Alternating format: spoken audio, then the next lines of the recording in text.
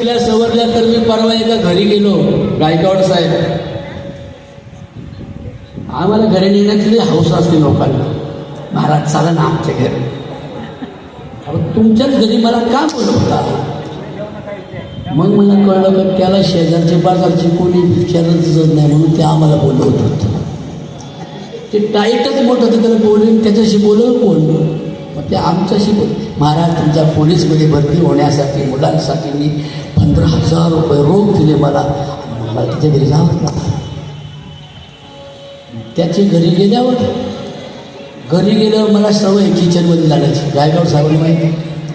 मी किचनमध्ये गेलो का त्या तो हॉलमध्ये बाबासाहेब आंबेडकर, सावित्रीबाई फुले, रमाई आंबेडकर, भीमाई, फातिमा शेख, मासाहेब जिजाऊ, शिवाजी महाराज बरं का तुमच्या हॉलमध्ये. आणि किचनमध्ये गेलो का तर खालचा जो कप्पा असतो तो खाली भांड्यांचा, त्या कप्प्याखाली काळूबाई येणाबाई. म्हणलं बाईच्या मुस्काडा फोडायला ऐकलं आत. म्हणलं किती शिकली? तुझी मी याम कॉम आहे. म्हणलं याम कॉम नाही, तू यमाची बाई. काय तुला हक्क नाही ना काही?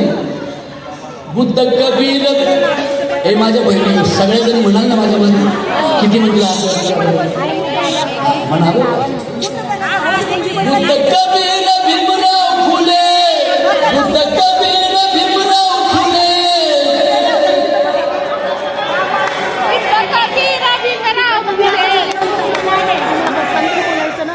मुंग्यांसारख्या सरळ चालू एका देशात म्हणायचे सगळ्या. आता इकडच्या म्हणू नका सध्या, इकडच्या जण ह्या सगळ्या. बुद्ध कबीर भीमराव फुले, बुद्ध कबीर भीमराव फुले या भूमीवरी जन्मले, या भूमीवरी जन्मले. तरी मी काळूबाईला लाविले.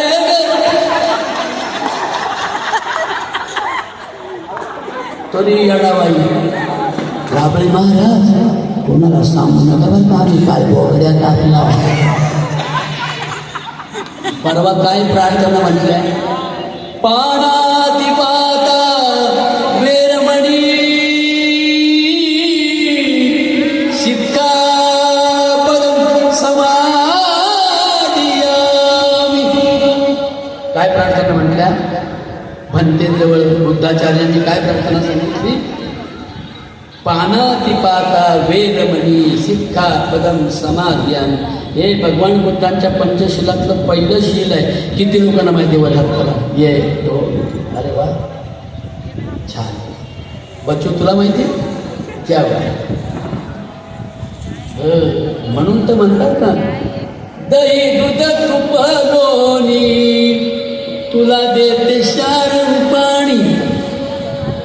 नाही नको वागू बोकडावानी त्यांचं मटण खाऊन.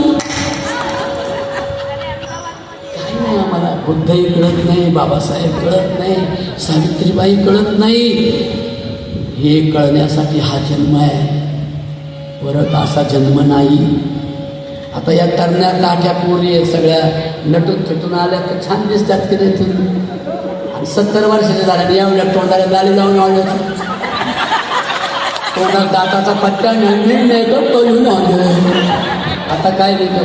याच वयात शोभेल सगळं. तारुण्य, सौंदर्य, सत्ता आणि संपत्ती या चारही गोष्टी एकत्र येऊन या मुलीकडून आणि मुलाकडून अनर्थ होत नाही, तोच खऱ्या अर्थानं उद्याचा भीमराया आणि शिवराया होऊ शकतो.